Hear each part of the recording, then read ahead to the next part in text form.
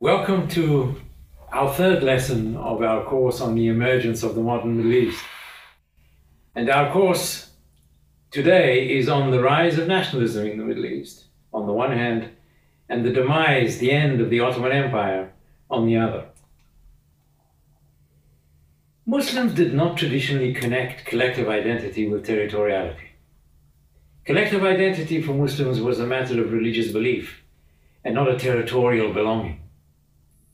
But under the impact of European ideas during the 19th century, the idea of territorial nationalism began to become more acceptable. Concepts began to change. And in the generation of Islamic reform in the late 19th and early 20th century, nationalism became a much more acceptable idea.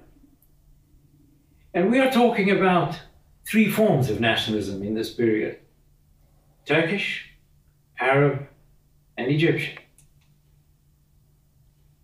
These nationalisms were the property, for the most part, of an intellectual, elitist, westernizing urban minority. Nationalism was not the province of the masses of the citizenry. Nationalists were especially the graduates of the new schools, those who had been exposed more intensively to Western ideas. The new schools produced new social classes, new professions, teachers for the new schools who were teaching new subjects, lawyers and judges administering new European-inspired legal systems. These were the people who were the most supportive of the new nationalist ideas.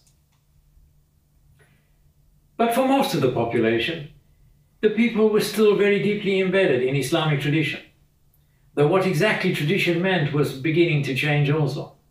But religious leaders still wielded considerable authority. The Ottoman Sultan at the end of the 19th century, Abdul Hamid II, claimed to be the caliph of all Muslims, mobilizing popular support for the Ottoman Empire on the basis of their Islamic identity.